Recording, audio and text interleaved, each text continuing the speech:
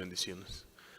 Te rogamos, Señor, tu provisión, Señor. Te rogamos por tu acompañamiento. Y te damos gracias, Señor, porque nos impulsas a lo que viene, Señor, porque nos abres un nuevo mañana, porque nos das fuerzas cada mañana, porque nos impulsas, Señor, a hacerlo mejor cada día. Te lo rogamos con todo el corazón, Señor, en nombre de Jesús. Amén.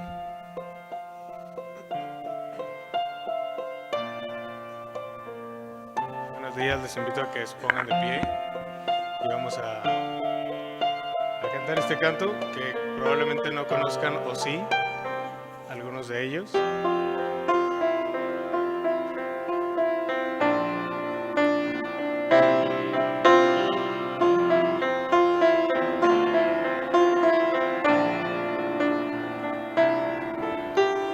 Es exaltado en lo alto, exaltado es el Rey, le alabaré.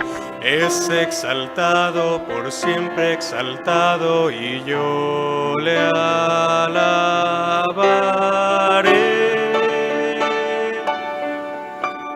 Él es Señor, por siempre reinará.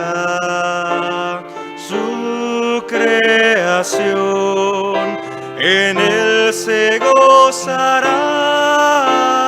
Es exaltado en lo alto, exaltado es el Rey.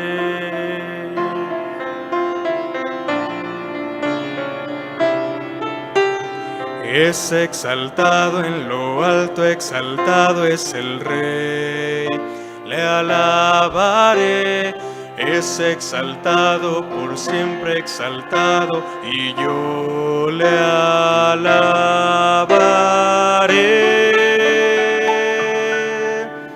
Él es Señor, por siempre reinará. Su creación en él se gozará. Es exaltado en lo alto, exaltado es el Rey. Es exaltado en lo alto, exaltado es el Rey. Majestad, te adoro, majestad.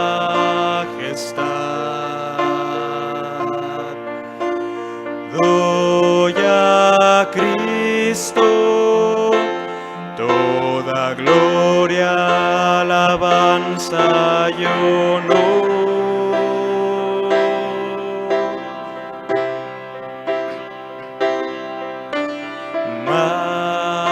Majestad, reino y autoridad.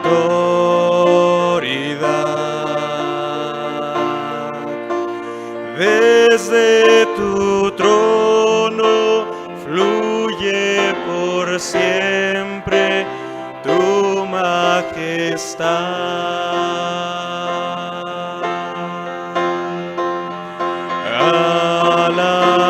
Alabad y exaltad el nombre de Cristo. Magnificad y glorificad a Cristo el Rey.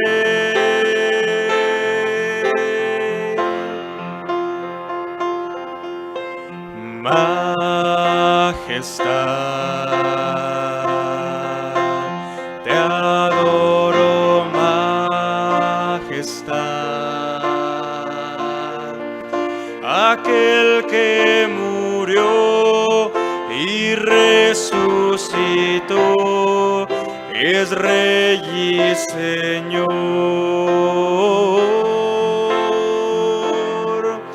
Aquel que murió y resucitó es Rey y Señor. Mi corazón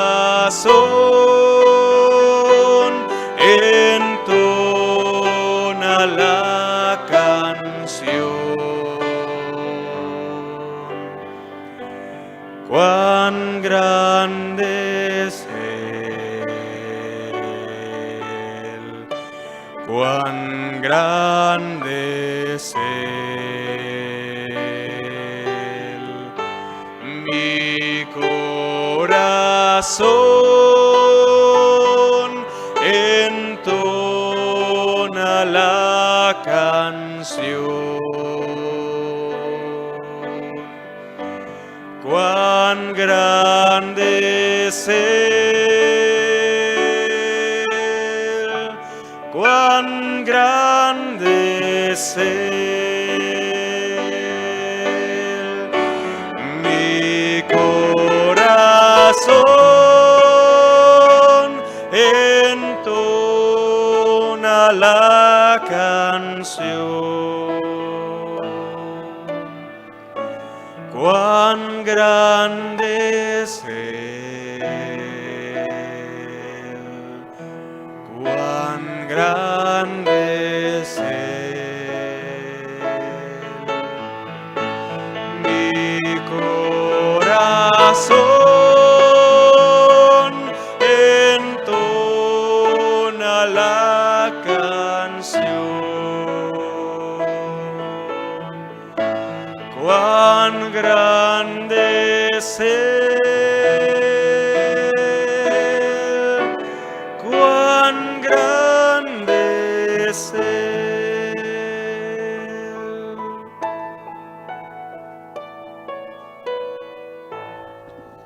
Gracias a Dios por la alabanza.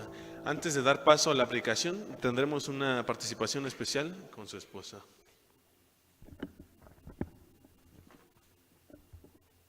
Adelante.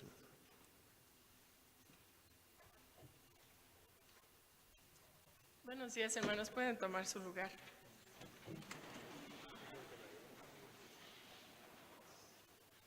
Mi esposo a veces me pone en predicamentos porque en la mañana no sé si soy soprano, tenor o bajo.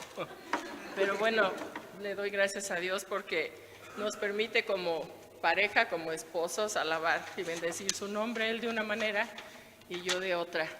Y bueno, pues cuando nosotros no conocemos a Dios, no conocemos su palabra. Cuando estamos lejos de Dios, pues ni en cuenta tomamos su palabra.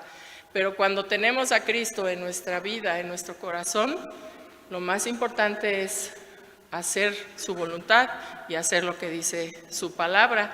Y bueno, pues hay de aquel que no hiciéramos lo que dice su palabra, ¿verdad? Porque más nos valdría no conocerle.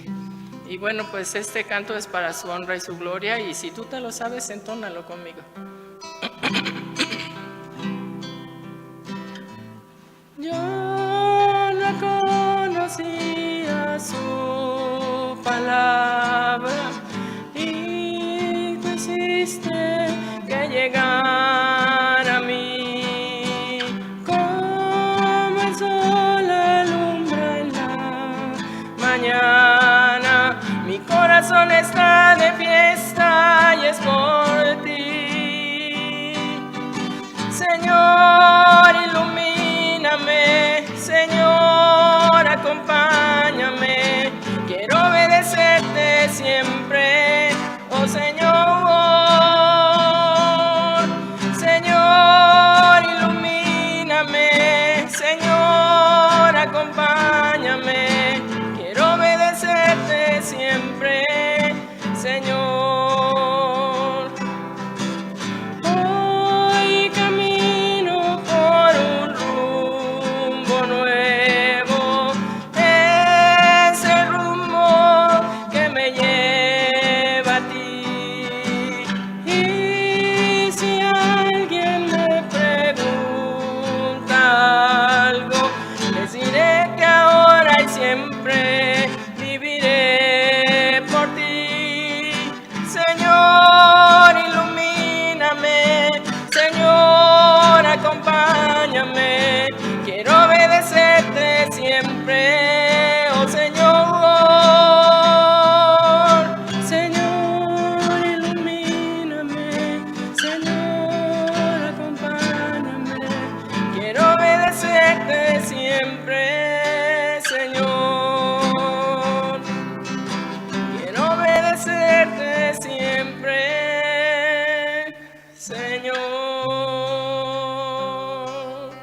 honra y su gloria. Amén.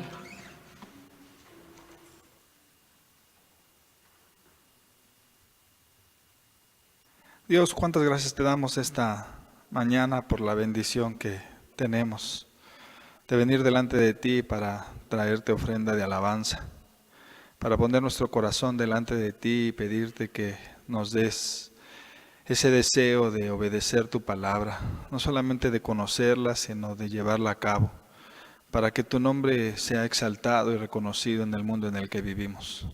Permite, Señor, que al entender el llamamiento santo que hiciste a cada uno de nosotros, seamos capaces de vivir dignamente para lo que hemos sido llamados. Permite pues, Dios, que esta mañana al abrir tu palabra encontremos en ella el mensaje que consolará y nos dará fuerza y nos dará dirección para vivir la vida cristiana como tú quieres que la vivamos. Te lo pedimos pues, Dios, en el nombre de Jesús. Amén. Le voy a invitar, hermano, a que abra su Biblia en el libro de Romanos capítulo 13. Romanos capítulo 13, versículos del 1 al 12. Voy a hacer la lectura rápidamente de este pasaje, Romanos 13, 1 al 12, 1 al 14, y dice así: Sométase toda persona a las autoridades superiores, porque no hay autoridad sino de parte de Dios, y las que hay por Dios han sido establecidas.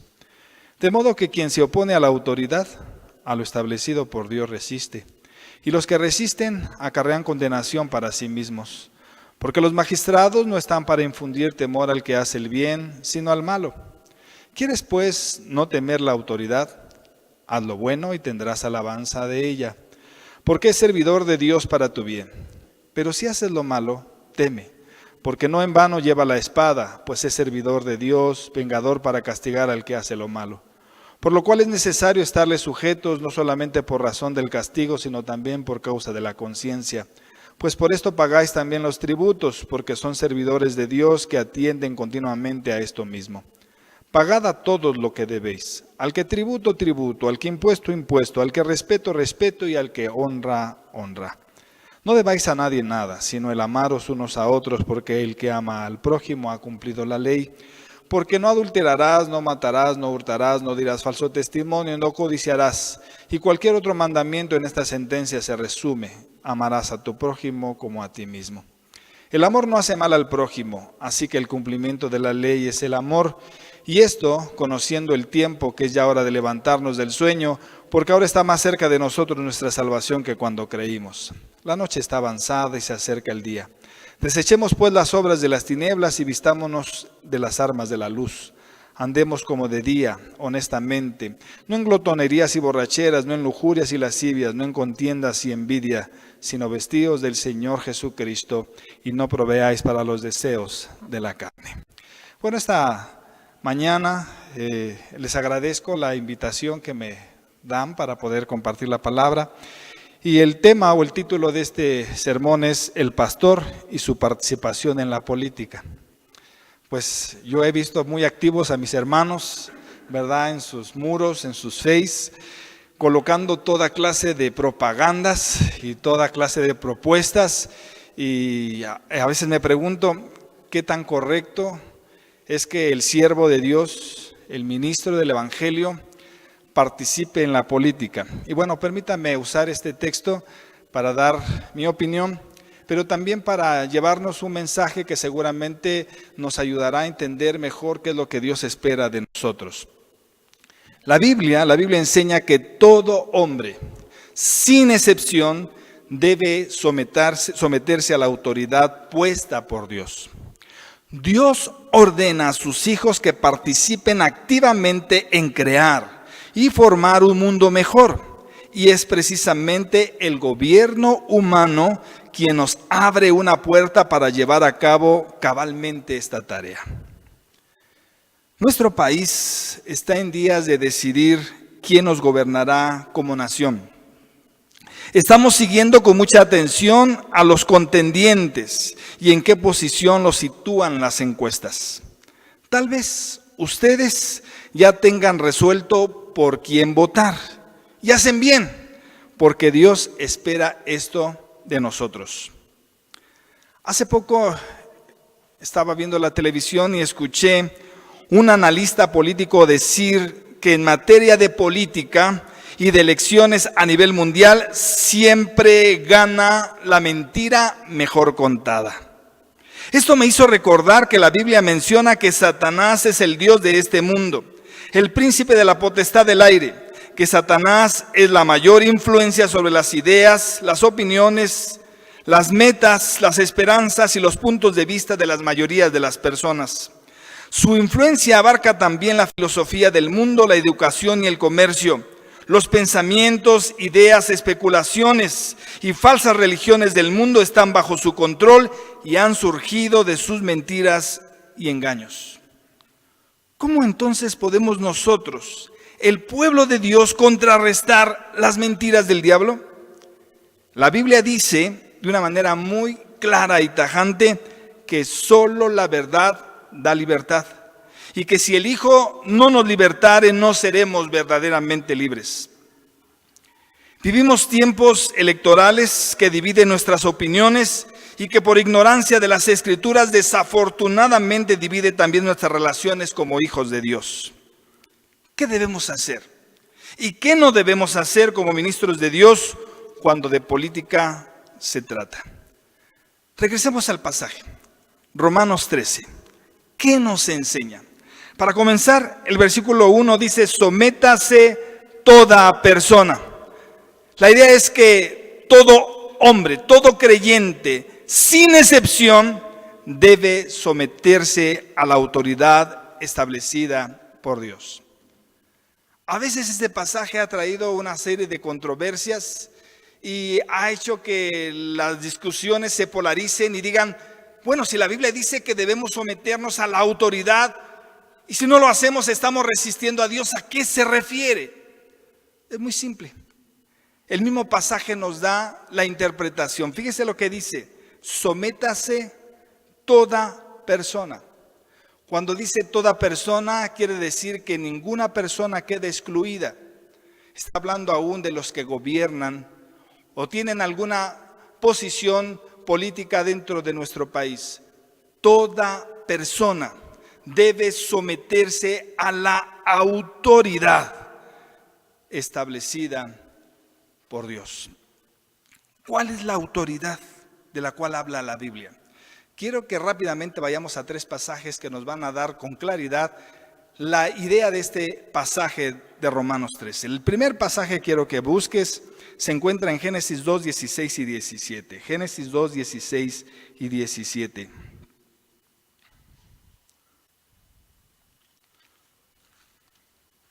Y dice así este pedacito de la Escritura. Y mandó Jehová Dios al hombre diciendo, de todo árbol del huerto podrás comer, mas del árbol de la ciencia del bien y del mal no comerás, porque el día que de él comieres, ciertamente morirás. Fíjese qué interesante, cuando Dios crea al hombre y lo pone en aquel lugar maravilloso que era el Edén, donde la presencia de Dios le acompañaba, dice que la palabra que le dijo al hombre, mira, todo lo que yo he creado, todo lo que yo he formado, todo lo que está aquí es para que tú lo disfrutes. Quiero que tú te sientas pleno, quiero que te sientas seguro, quiero que lo disfrutes de tal manera que te des cuenta del amor tan grande que yo te tengo y que al tener esta relación tan estrecha entre tú y yo te des cuenta que el gobierno de Dios es lo mejor que te puede pasar en la vida. Pero le dijo algo, de todos los árboles puedes comer menos del árbol de la ciencia del bien y del mal. ¿Había algo malo en ese árbol? No. Yo estoy casi seguro que el árbol tenía una fruta deliciosa.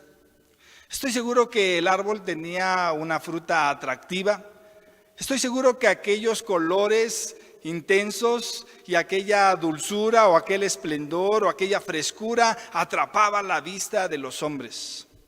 ¿En qué consistía aquel fruto? Simplemente era algo que Dios había puesto para que el hombre le obedeciera.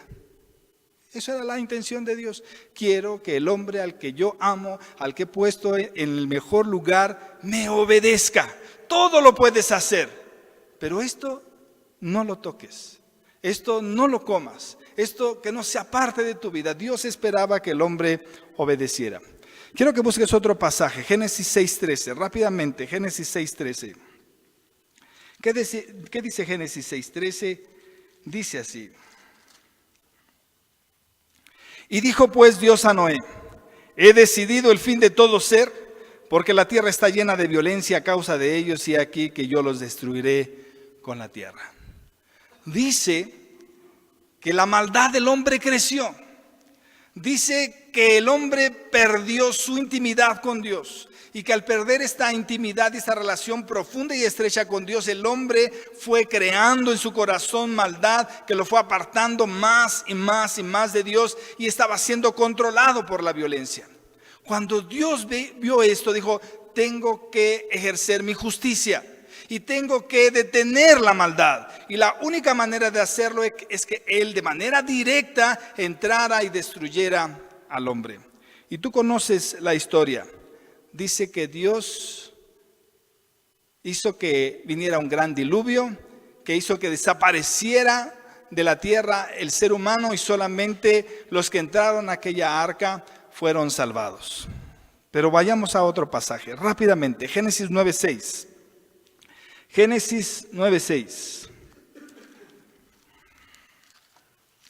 Génesis 9:6 dice de la siguiente manera: y el que derramare sangre de hombre por el hombre, su sangre será derramada, porque a imagen de Dios es hecho el hombre. ¿Qué sucedió después de que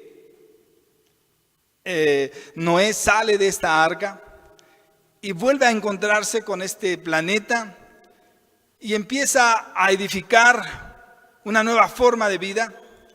Dice la Escritura que Dios decidió que si un hombre hacía lo malo, Él prometía que no volvería a ser Él el que trajera directamente justicia al pueblo, sino que permitiría que otro hombre fuera el que ejerciera su justicia sobre el hombre mismo. A eso le llamamos autoridad. Dios le dio la autoridad de traer justicia al hombre, dándole esta autoridad al hombre mismo. Entonces, ¿qué pasa o qué sucede? Si tú sigues leyendo, nos encontramos con el libro del Éxodo y encontramos que Dios da sus mandamientos, que Dios constituye mandamientos, reglas y principios que gobernaban en justicia, seguridad, libertad y felicidad a su pueblo Israel. Si transportamos esta enseñanza divina a nuestros días, esto nos permite entender que todos los países del mundo son gobernados y regidos por una constitución política donde su esencia o en su esencia se busca la justicia y el bien común que permita al ser humano vivir en libertad y en paz. Nosotros como mexicanos tenemos nuestra constitución y esta constitución nos permite tener derechos individuales, como la libertad para decidir, libertad de profesión, libertad de expresión, libertad de creencia, etc. También tenemos derechos sociales como la educación, como la salud, como tener una familia y una vivienda digna, etc. También nos da derechos políticos, como la libertad para votar y decidir quién nos gustaría que gobernara nuestro país. ¿Qué debe de hacer un pastor? El pastor debe de ser respetuoso de esta autoridad y no prometer o no promover o no intervenir para que la congregación se incline o vote por un candidato en particular. Nosotros queremos influir. Yo ya tengo mi candidato, ya sé por quién votar, pero no quiero influir. Lo que quiero es dejar que Dios obre en el corazón de cada creyente, de cada persona, con su Espíritu Santo, para que Dios le llene de sabiduría y él pueda decidir en libertad a quién debe de escoger. Lo que sí debe de hacer el pastor entonces es orar, estudiar, investigar, orientarse y analizar cada propuesta de los candidatos y confrontarlas con la perfecta ley de Dios, pidiéndole entonces a Dios sabiduría para tomar la mejor decisión para escoger a aquel que gobierne y dirija nuestro país en justicia, en paz y en una libertad que nos responsabilice a todos los creyentes a construir un mejor país. Esa sería la primera parte de este sermón. Y realmente no es tan importante. Pero quiero que vayamos a lo importante del pasaje. Todo creyente, sin excepción, debe amar a su prójimo como a sí mismo para hacer cumplir la ley de Dios en su vida. Busca ahí en Romanos capítulo 13, los versículos 8 al 10. ¿Qué dice ahí? Pues si vivimos, 13, 8 al 10. No debáis a nadie nada, sino el amaros unos a otros, porque el que ama al prójimo ha cumplido la ley. Porque no adulterarás, no matarás, no hurtarás, no dirás falso testimonio, no codiciarás, y cualquier otro mandamiento en esta sentencia se resume: amarás a tu prójimo como a ti mismo. Si algo Dios espera de nosotros como cristianos, si algo Dios espera de nosotros como pastores, es que sí influyamos en la vida de nuestra congregación, pero de una manera distinta y diferente. Dios espera que nosotros influyamos con el amor de Dios. Y varios motivos y varias razones son lo que la palabra de Dios nos muestra por lo que debemos nosotros practicar esta manera de vivir en la iglesia. En primer lugar, el amor es una deuda que tenemos con todos los seres humanos. Si algo debes, págalo. Pero a todos los hombres, de todas partes, de todos los pueblos, de todas las naciones, de todo el mundo, ámalos, respétalos, busca su propio bien, busca el bienestar espiritual de cada persona. A veces nosotros estamos tratando de influir, estamos tratando de convencer a las personas para que tomen su decisión por tal o cual persona, cuando en realidad por quien debiéramos buscar que la gente decidiera es por Cristo.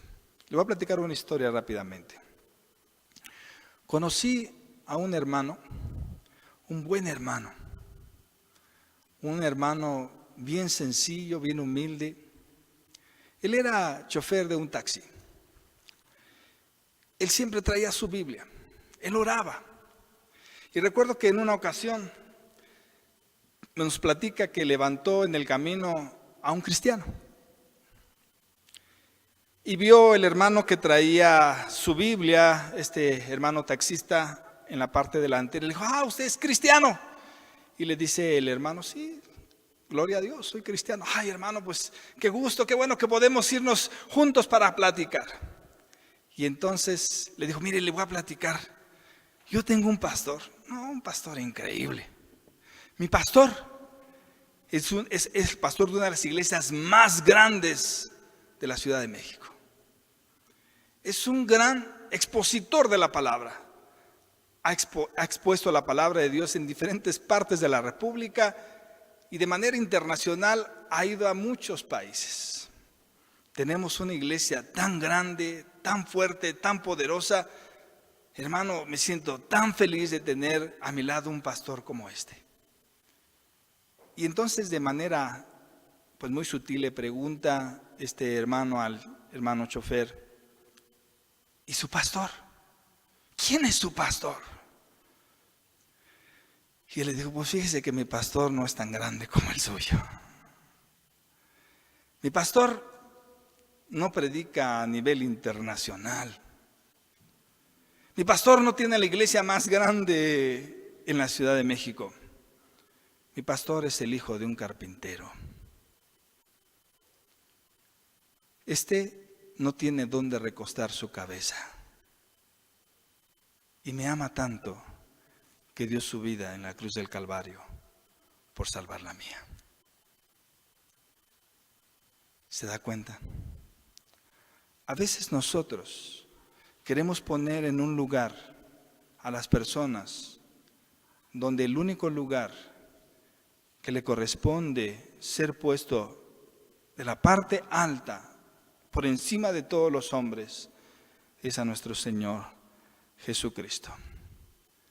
El amor es la deuda que tenemos con todos los seres humanos. Por eso nos dice que el amor nos empuja a comprometernos con el proyecto de nación que Dios tiene para México. Y el proyecto de nación que Dios tiene para México, dice el libro de Romanos, es la salvación. A veces perdemos tanto tiempo. A veces hacemos tantos comentarios. A veces tenemos tantas discusiones para tratar de influir, para tratar de comprometer a otro a que crea en los personajes en los que nosotros creemos que van a cambiar a nuestro país. Cuando en realidad la única persona que puede cambiar el corazón del hombre es Jesucristo. Hace muchos años también entendí esta gran verdad cuando alguien dijo lo siguiente. Imaginemos por un momento que tenemos aquel animal apestoso que por naturaleza cada vez que se siente agredido se orina y entonces siempre huele mal. ¿Tú sabes a qué animal me refiero? Al zorrillo. Dijo, ¿por qué no hacemos lo siguiente? ¿Por qué no agarramos al zorrillo y lo bañamos? Lo perfumamos. Le ponemos talco, lo dejamos bello, lo dejamos increíble. Pero en cuanto el zorrillo se ve agredido, por naturaleza vuelve a defenderse a través de su orín y vuelve a oler feo. Porque lo único que puede hacer cambiar que el zorrillo deje de ser apestoso es cambiar lo que tiene adentro, no lo que tiene afuera. Para que nuestro país deje de ser un país corrupto, para que nuestro país deje de ser un país de injusticias, para que nuestro país pueda ser un país de libertades, necesitamos cambiar no lo de afuera, sino lo que tenemos dentro. A veces estamos como grandes luchadores sociales diciéndole a la gente, necesitamos hacer cambios. Necesitamos tomar la batuta, tenemos que ir al frente como cristianos y convencer a la gente de que tenemos que hacer una gran revolución. Y yo estoy de acuerdo con ello, pero de la manera en que la Biblia nos enseña que debemos hacerlo. El proyecto de nación de Dios para nuestro país es la salvación. Quiero ponerte un ejemplo más sencillo. ¿Qué hizo que tu vida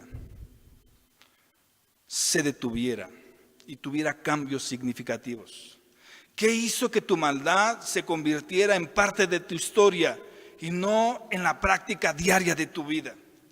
¿Qué hizo que tú pudieras encontrarte de frente con el Dios verdadero y empezaras a disfrutar la santidad? ¿Sabes qué es lo que te permitió llegar hasta ese punto? Que Jesucristo llegara a tu corazón. Oremos, amemos, influyamos, prediquemos la palabra que cambia el corazón del hombre. Pues bien, Pablo dice que el que está en Cristo, nueva criatura es.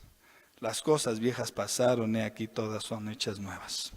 El amor es la única cualidad que nos permite ser auténticos seguidores de Jesucristo.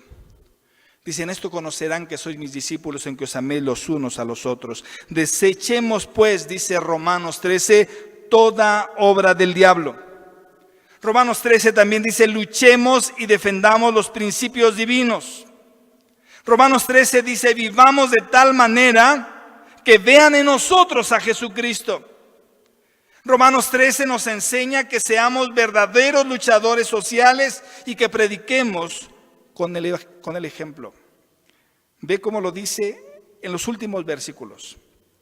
El amor no hace mal al prójimo. Es el cumplimiento de la ley. El amor es el cumplimiento de la ley. El amor es la autoridad a la que Dios quiere que nos sujetemos. El amor es exactamente el practicar el evangelio en nuestras vidas. Dice, y esto, conociendo el tiempo, que ya es hora de levantarnos del sueño, porque ahora está más cerca de nosotros nuestra salvación. La noche está avanzada, se acerca el día. Desechemos toda obra de tinieblas, vistámonos de las armas de la luz, andemos como de día, honestamente, no en glotonerías, borracheras, lujurias, lascivias, no en contiendas ni envidias. Fíjate cómo lo dice, sino vístanse del Señor Jesucristo. No proveas para los deseos de la carne. Quiero terminar esta breve meditación pensando en 3 ideas que la Biblia nos presenta. La primera es, aprovechemos bien el tiempo. ¿Has leído aquella parte donde Jesús acusa a los fariseos y dice, caminan kilómetros, suben montañas, bajan montañas, caminan grandes valles, y todo para conseguir un seguidor, un prosélito, un discípulo. Y cuando ya lo tienen, lo hacen más hijo del infierno que de Dios. Segunda idea. ¿Recuerdas aquel pasaje donde el Señor Jesucristo, siendo un niño, se queda en el templo con los maestros de la ley? Ay, andaban bien apurados sus papás. ¿Dónde anda Jesús? Lo buscaban de un lugar a otro. Y de pronto le dicen, no nos vuelvas a hacer esto, chamaco. En los negocios de mi Padre debo estar. Cuando tú estás en los negocios del mundo, desatiendes los negocios de tu Padre, en los que debes estar. Última enseñanza. Quiero que la busques en tu Biblia. 1 Corintios 9:16. 1 Corintios 9:16.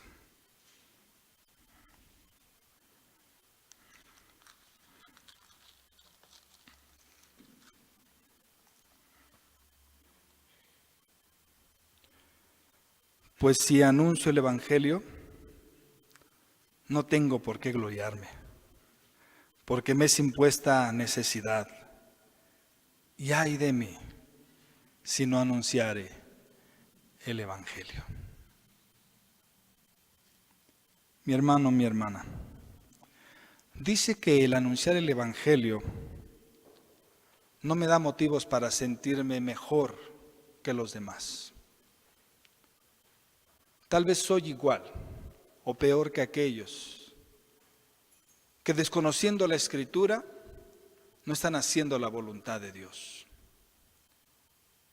Nosotros como pastores, como ministros, como líderes de jóvenes, como personas que Dios ha puesto dentro de su iglesia, debemos de influir de tal forma, de tal manera, que sintamos un gran dolor en nuestro corazón si no predicamos la verdad. ¿Cuánto tiempo has invertido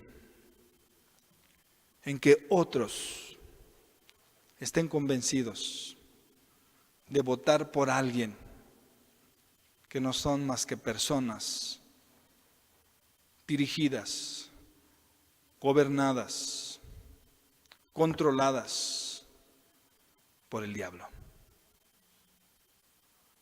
Yo quiero que tú, como creyente, vayas y votes ese día. Vayas y salgas y cumplas con la autoridad que Dios nos pide que cumplamos. Vayamos y pongamos en aquella boleta aquel derecho que como ciudadanos tenemos en nuestro país. Pero no lo hagamos si no hemos orado. Y si no hemos confrontado cada una de esas propuestas con la palabra bendita de nuestro Dios. y entendiendo que el que Dios coloque será, aunque usted no lo crea, su voluntad. Concluyo entonces, solamente como ejemplo, si ganara Andrés Manuel, ¿oraría por él? Y si volviera a quedar el del PRI, ¿oraría por él? Y si fuera Anaya, ¿oraría por él? ¿Sabe qué hizo Jesús antes de decidir por 12 hombres? Pasó toda la noche orando. ¿No cree usted que Dios espera de nosotros mínimo eso de cada uno de nosotros? Yo creo que sí. Cierre sus ojos, hermano. Oremos a nuestro Padre.